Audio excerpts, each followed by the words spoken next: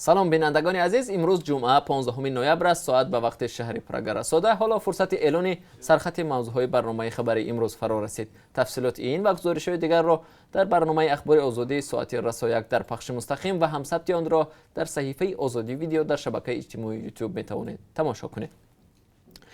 قرار است امروز مرافعه دادگاهی 4 پلیس متهم به شکنجه و سوء استفاده از منصب به پایان برسد. محاکمه این ماموران 3 ماه باز در دادگاه پایتخت ادامه دارد و آنها دست داشتن خود را در شکنجه گمانبران رد کردند. آنها نیم سال پیش در پی شکایت ساکن شهر دوشنبه حمزه صالحوف بازداشت شدند.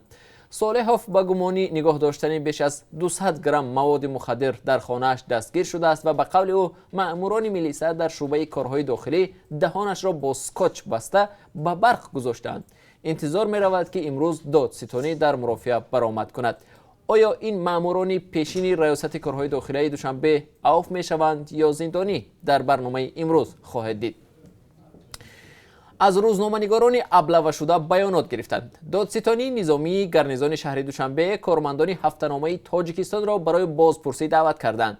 این روزنامه‌نگاران را ماه گذشته طریق ابله و به کمیسریات ناحیه سینا برده بودند. آنها بعد بیرون شدن از آنجا مقاله را درباره مشاهده‌هایشان نشر کردند.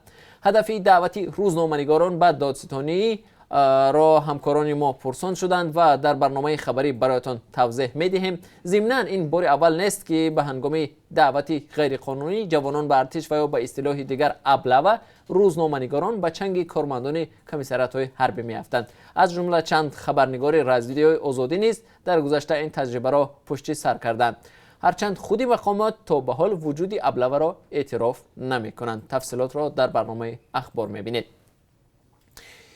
آسان کردن جمع آوری آمار و یا راه نوی پولستانی از مردم. اخیراً در تاجیکستان با پیشنهاد وزارت نقلیات در نسبت تاکسیران‌ها و بارکشان‌ها طلبات نو جاری شد.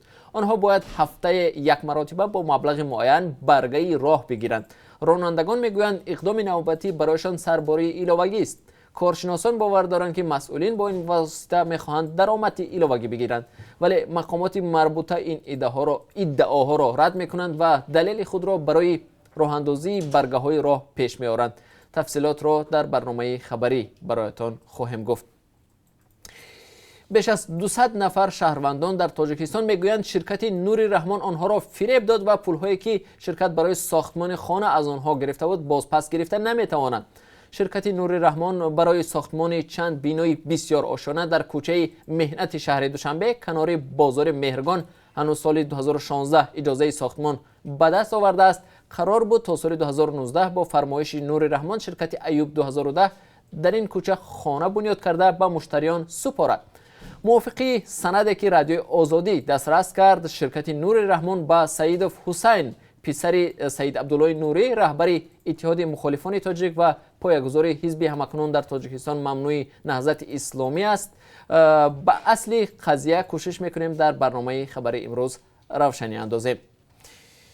در تاجیکستان روزهای فرهنگی ازبکستان به پایان رسید. در دایره این روزهای فرهنگی هیئت 57 نفری هنرمندان ازبک به کشور آمده بودند. سفیر ازبکستان در تاجیکستان ارگش شاه اسمتوف ضمن سخنرانیش گفت در جهان مثل تاجیک و ازبک دیگر دو خلق نیست که تا این اندازه به هم دوستی نزدیک داشته باشند. هنرمندان تاجیک و ازبک در صحبت با همکاران ما از بهبود یافتن مناسبات دو همسایه کشور اظهار خوشحالی کردند و از تجربه های رواعا با کشورهای همدیگر در یک سال اخیر گفتند. گزارش را در این باره 3 ساعت پس تقدیم شما خواهم کرد. بیننده ارجمند، ما هر لحظه خبر و حادثه های تاجیکستان و جهان را پیگیری میکنیم. در برنامه اخبار شما را با آخرین تحولات تاجیکستان و جهان آشنا میسازیم. تا کمتر از 3 ساعت دیگر ما را در پخش زنده در صحیفه آزادی ویدیو در شبکه اجتماعی یوتیوب و هم صحیفه های رادیو آزادی در فیسبوک و ادنا کلاسنیکی همراهی کنید.